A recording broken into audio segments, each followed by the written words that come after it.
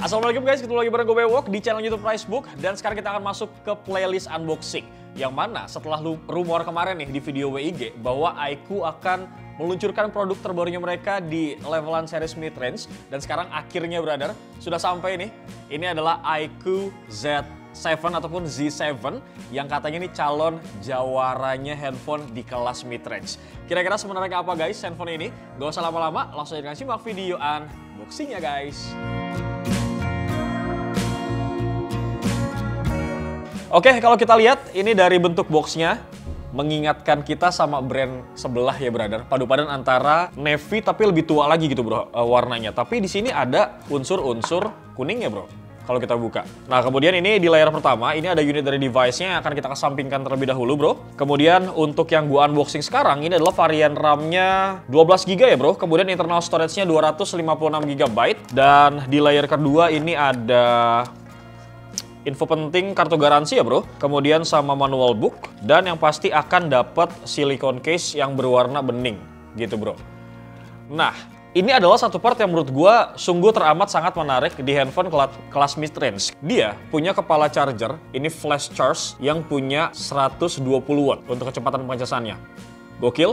Dan ini untuk kabelnya juga dia Type-C to Type-C ya brother. Next, di layer terakhir ini ada SIM ejector ya. Nanti bakal kita cek apakah dia bisa menampung 2 slot SIM card sekaligus, including sama micro SD atau tidak nih. Kurang lebih seperti itu guys. Paket pembeliannya ketika lu semua nanti kalau misalkan udah bisa dibeli gitu ya, lu mau ngebeli kurang lebih seperti itu paket pembeliannya. Dan sekarang kita akan masuk ke sesi hands-on guys. Baiklah, kita akan hands-on untuk cek bagian atas, bawah, samping kanan, dan juga samping kiri guys. Di bagian bawah ini ada grill speaker ya. Kemudian ada port untuk USB Type-C, kabel. Kemudian ada mic dan juga ada SIM tray. Oke, ternyata dos ini hanya bisa menampung 2 slot SIM card aja.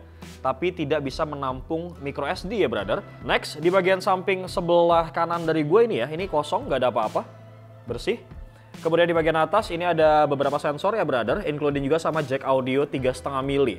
Yang ini adanya tuh di atas. Dan menurut gue ini cukup oke ya brother. Jadi kalau misalkan lu pengen video call dan segala macam pakai headset, itu handphonenya bisa lu taruh gitu bro, nggak kehalang sama si jack audio 3,5 milinya. Dan ada mic di bagian atas. Dan terakhir di bagian samping sebelah kiri terdapat tombol power dan juga tombol volume up and down. Nah untuk tombol powernya ini dia juga include sama fingerprint ya. Jadi modelnya side fingerprint scanner.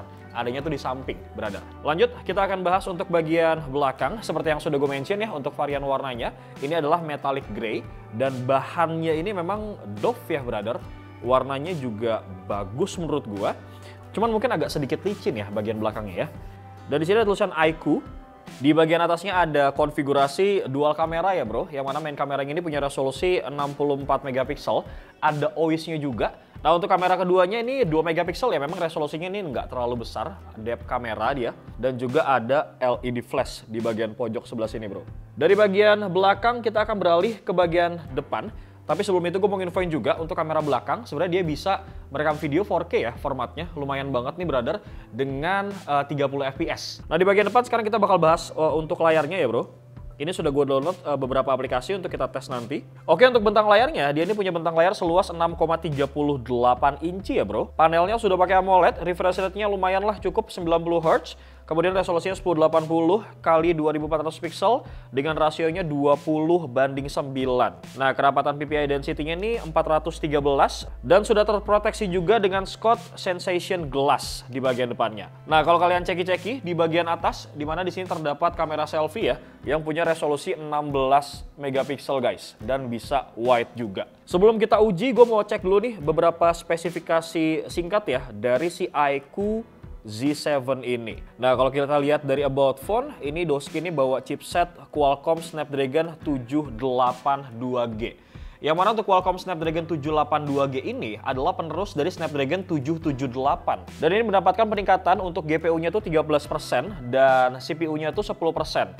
Ini memang chipset ini cocok banget sih kalau menurut gua buat kalian yang punya hobi gaming gitu ya bro, sama buat lo yang suka entertain di handphone dan juga untuk memenuhi daily activity lo sehari-hari gitu bro. Udah cukup banget lah ini pokoknya. Untuk RAM-nya sendiri 12 GB yang bisa di-extend plus 8 GB dengan extended RAM, jadi totalnya adalah 20 GB. Kemudian internal storage-nya 256, seperti yang sudah gue bilang tadi, tidak bisa di-expand ya untuk internal storage-nya. Kemudian Android-nya adalah Android 13 terbaru, brother. Dan yang pasti sudah punya konektivitas 5G dan juga ada NFC-nya. Jadi lo bisa top up ataupun cek saldo uang elektronik di handphone ini dengan mudah. Nah terus untuk masalah baterai ya, kalau kita sedikit bahas, seperti yang sudah gue infoin di awal ya, bahwa handphone ini tuh punya sesuatu hal yang menurut gue ini cukup menarik. Dia ini punya pengecasan cepat 120 watt dengan kapasitas baterainya itu adalah 5000 mAh. Nah untuk mengecas dengan kondisi 50% itu dia cuma butuh waktu sekitar 9 menit bro. Nah untuk 100%-nya aja dia tuh butuh waktu cuma 26 menit. Lu bayangin kan, ini cepet banget untuk ngecasnya. Untuk membuktikan performanya di atas kertas gitu ya bro, spesifikasinya kan menurut gue udah oke nih untuk levelan handphone mid-range. Dan bahkan ini bisa jadi kandidat calon juara handphone mid-range terbaru gitu bro. Tapi kan kita belum uji secara detail, ini baru unboxing dan juga hands-on. Tapi kalau di atas kertas, gue sudah download Antutu Benchmark. Doski ini bisa menghasilkan skor di angka 575.503 poin guys. Ini sebuah angka yang menurut gue cukup lumayan ya untuk handphone di kelas mid-range. Dan untuk 3D Mark-nya, ini bakal kita cek ya result-nya karena sudah gue cek tadi. Untuk Quiet Life-nya, dia tuh bisa mendapatkan skor di angka 2812 poin. Ini sebuah angka yang menurut gue cukup lumayan lah kalau kita pakai buat main game. Nah, dari hasil di atas kertasnya kan udah cukup oke dan lumayan menurut gue. Apakah ini memang mencerminkan dengan performa realnya? Makanya gue bakal coba untuk main Genshin Impact dulu nih guys. Kita bakal cek settingannya, bagaimana experiences gue di awal sedikit memainkan Genshin Impact di handphone ini. Sip, ini kita bakal coba cek dulu untuk settingan grafisnya ya bro. Kita bakal masuk ke bagian setting. Di sini kita masuk ke grafis dan ini memang rekomendasinya lo main di low ya brother. Low 30 fps. Tapi kalau misalkan lo pengen paksa mungkin di high hash, sebenarnya bisa-bisa aja. Cuma nanti bakal kita coba cek dia akan lancar jaya atau patah-patah gitu bro. Nah gue akan paksa di high hash 60 fps ya. Kita coba dulu nih. BTW ini sekedar intermezzo ya, bahwa di iQOO Z7 ini Doski ini ada yang namanya Vapor Chamber Liquid Cooling System brother.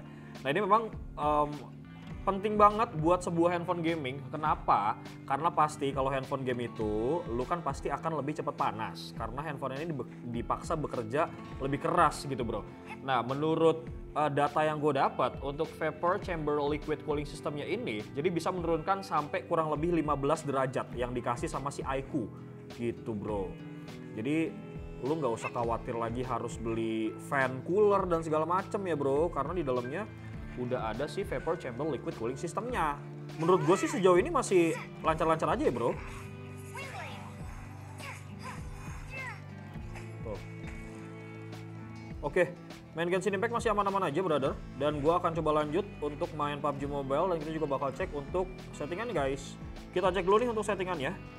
Di PUBG Mobile gue bakal lihat settingan grafis. Nah ini smoothnya dia bisa main di extreme ya brother. Ini gue paling suka banget sih main di smooth extreme.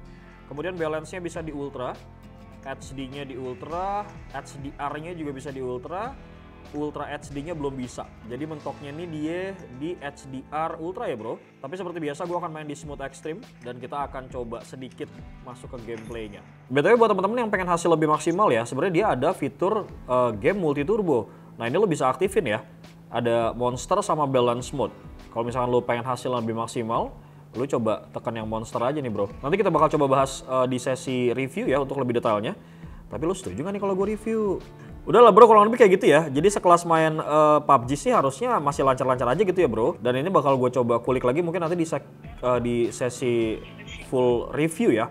Nanti kita bakal coba apakah mau drain tes baterai atau gimana gitu. Terserah lu deh, lu lebih setuju yang mana nih untuk tes gamingnya. Kurang lebih seperti itu brother, tipis-tipis aja gamingnya. Dan ada satu part lagi nih yang bakal sedikit gue mention ya. Kalau si handphone ini ternyata tuh dia punya fitur yang cukup lumayan seru bro. Namanya adalah fitur Super Moon.